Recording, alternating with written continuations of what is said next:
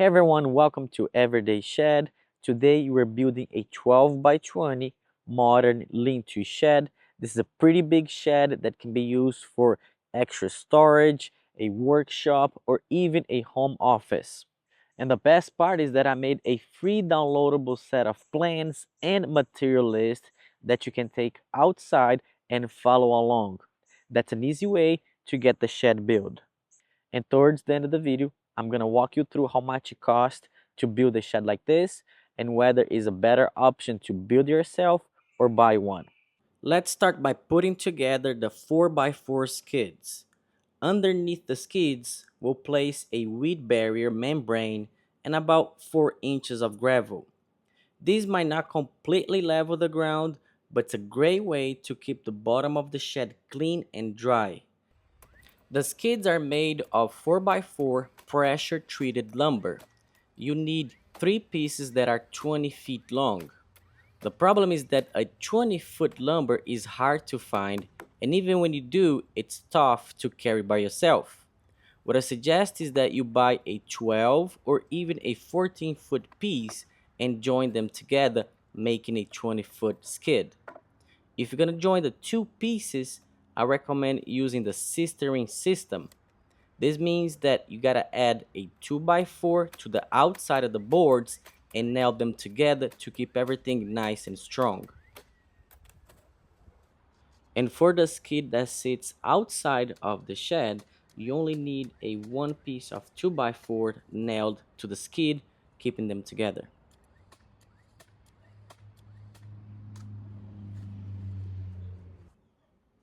The same approach is used for the 2x6 ledger boards. In both cases, I use a board that's 4 feet long. This will give you 2 feet on each side. This will provide ample support and when nailed, will keep everything secured.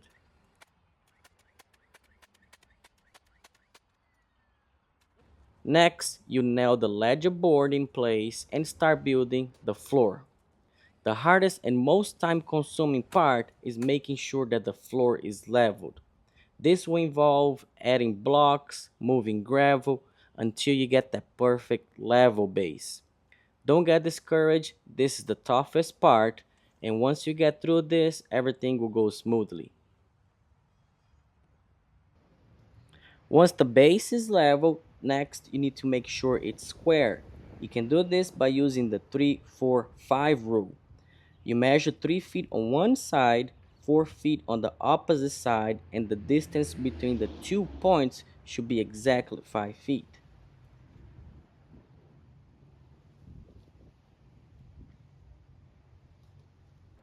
Now let's move on to installing the joists by bringing them into the floor box.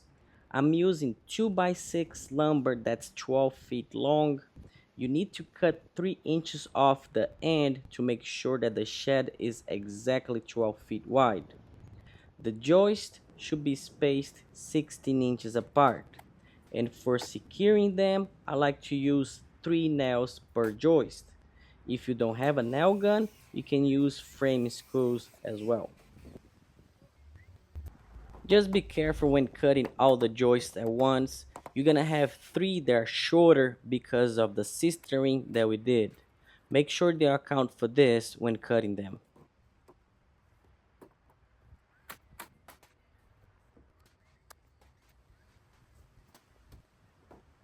And to complete the frame, you need to toe nail all the joists into the skids. Depending where you live, it may be a good idea to add hurricane ties at this point for an extra stability. Next, we'll install the subflooring onto the frame. I recommend staggering the seams, creating an alternating pattern. This will help strengthen the floor. Also, if you do have construction adhesive, it's a great idea to apply it between the floor joist and the subflooring for added stability. And as we finish up the floor, it's a great time to grab your free build plans and material list. You can find the link on the description, and if you're watching this on your TV, there's a QR code for you right here. Also, in that plan, you're gonna find a build versus buy guide. That is a great resource for you to make the right decision whether you want to build or buy. And if you want to buy the shed, we're also going to connect you with our trusted shed manufacturers that can provide a high quality shed at the right price.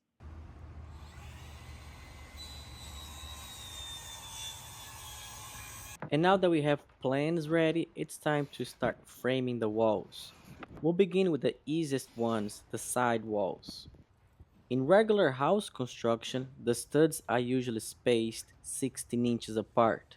For this shed, that's the same setup. And because the shed is big, we have plenty of floor space to build both walls at the same time. Once you finish one side, you can just copy that over to the other side. It's like following a simple pattern.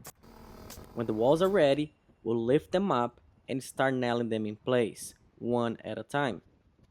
When you're nailing the walls down, try to add couple nails on each bay. This will keep the walls sturdy and secure. And once you build the first two walls, you get the hang of it for the rest of them. Next, we'll frame the back wall. Even though it looks like a long wall, it actually split into two parts, a 12-foot section and an 8-foot section. I'm working alone and lifting a 20-foot wall by myself would be pretty heavy, so splitting them up makes much easier. If you work with a friend or a helper, you can build the back wall as one long piece. But even with help, sometimes it's easier to break the wall into two sections.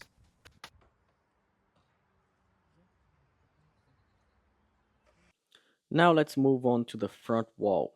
This one is a little heavier even though it's split into two halves.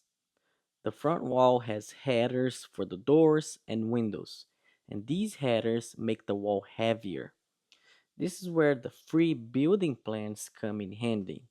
Knowing exactly what to cut and how to lay out everything makes building the front wall much easier.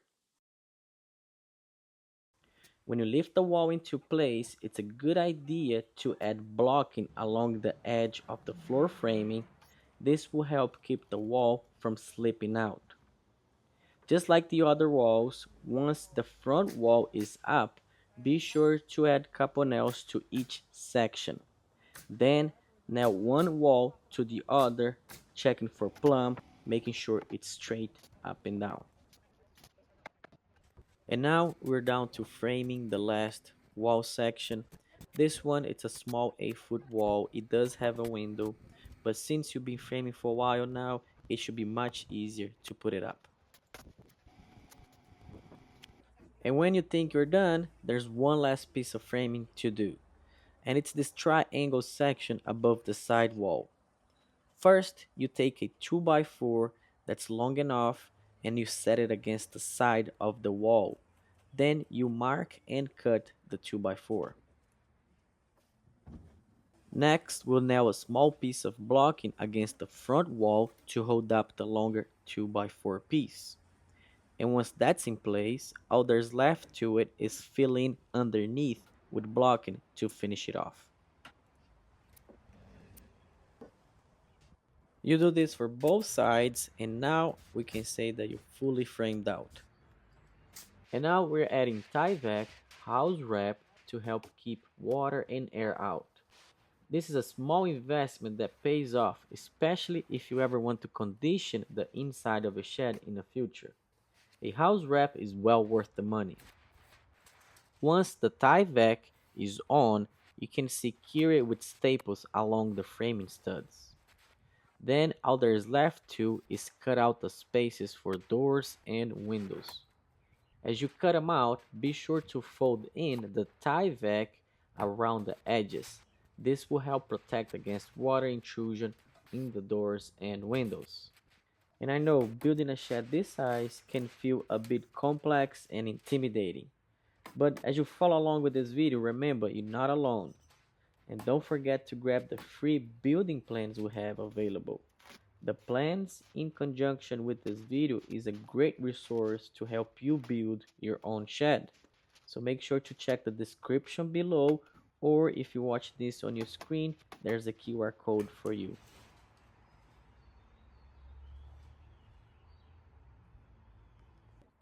Now it's time to install siding. For this shed, we are using LP Smart Siding. This is the siding that comes pre-primed and is usually the top choice for shed builds. If you're building a shed on a budget, this is the most economical way to add siding and protect your shed.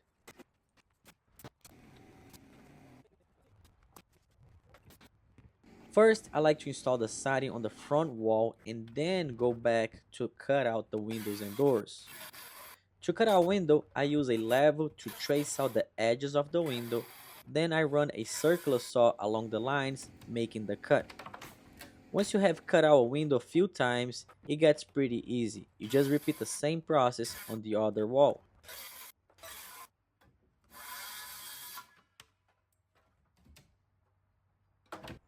And for the door, it's a straight cut since you see both sides of the wall clearly. The LP Smart Siding comes in 8-foot tall panels. Since the front and side walls are taller than 8 feet, we'll need to add Z-flashing in the transition. This helps protect the shed from water getting behind the siding panels, causing damage. If you don't have Z-flashing or even can't find it, there are two other options. One option is to overlap the top siding about 3 inches over the bottom panel. This will make the water run off. The second option is to add a trim where the two panels meet. If you go with the trim option, make sure to caulk and paint the trim properly, keeping everything sealed. Now let's install the windows. Some people choose to install the windows before the siding, and it's a good approach. I prefer to install them over the siding because it's easier. As long as you weatherproof the window right, it should be no problem. To weatherproof a window, start by placing seal tape on the window sill. Next, run a thick bead of silicone around the entire window, except the bottom. Then you place the window into the window opening, making sure it's level. If everything looks good, add screws or nails to every slot in the window flange. This will secure the window in place. Finally, you want to add more seal tape over the nails to seal everything and you're done. I used this method many times and never had an issue with the window leaking.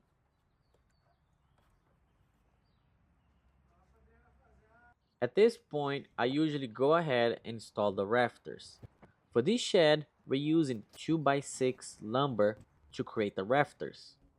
Unlike the walls and the floor, the rafters are spaced 24 inches apart, giving the roof the extra strength and support.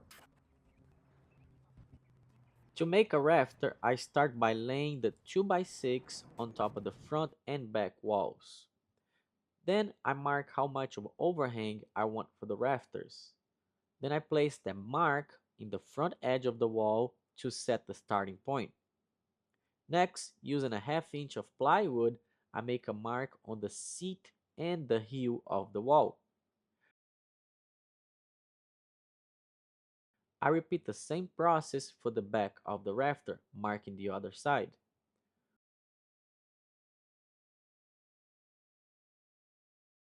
Once everything is marked, I can move on to making the cuts.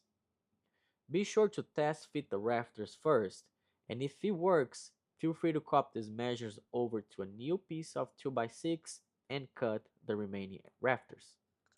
In the free plans, you're gonna notice that we designed the rafters to provide a 12-inch overhang on the back and the sides.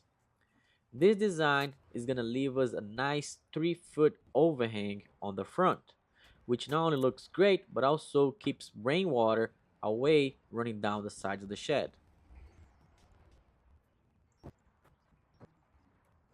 Once the rafters are in place, it's time to add plywood to the roof and start to install the decking boards. I recommend using OSB that has a radiant barrier on the inside. This will help you keep your shed cooler in the summer by reflecting the heat away. To install the plywood, you can simply nail it down with your nail gun or use screws. Once the plywood is on, it's time to add roof underlayment. Usually, you'll see a black looking underlayment, which is very cheap and easy to use. But if you want a better protection against water, consider upgrading to felt buster underlayment. It's a better product because it doesn't rip or tear as easily. And make sure to use plastic cap nails when securing the underlayment. If you use staples, you can actually void the warranty on this material. And don't forget to install the drip edge along the roof's edge. And if you think you want to add a fascia to your shed, either install it before the drip edge or leave enough room to slide the fascia under the drip edge later on. And after the drip edge is installed, we need to start working on the starting strips. Installing shingles is pretty easy but can take some time. I got other videos in the channel showing all the details on how to install shingles. So if you need extra help, check the description and I'll link a video in there. All there's left is to trim out the windows, the doors, the corners, and if you want a nice looking shed, add some trim around the bottom of the shed. But before we wrap up, let's talk about the cost. To build this shed, it costs you around $4,500, not including tools. It's a big shed, so be sure to allow ample time to get this done, especially towards the end when you're working on the finished touches. This doesn't include any tools you need to buy. You don't need that many tools, and it's a good option to borrow from a friend or a neighbor, or also you can rent them if you need. A similar shed, already built, with a nice paint and door would cost you anywhere from $9,000 to $10,000. That's a significant change. The great thing about building your own shed is that you can customize to your liking. No need to settle for something off the shelf. You get exactly what you built. Now, if you're not sure whether you want to build or buy a shed, I recommend you downloading the free build plans that we have in the description below, or if you're watching this on your TV, there's a QR code right here. In this video, I didn't get a chance to build the door, but don't worry. There are a few other videos in my channel showing exactly how to build a double shed door or even a single door from start to finish. And while you're in the channel, make sure you check out the other shed builds we have available. We have a lot of shed related videos that can help you build your own shed. And the one I recommend to you is the 4x8, which is the most popular video out there. And I'll leave a link for you right here. And I hope you enjoyed this video, you learned something, and I'll see you in the next one. Thank you for watching. Bye.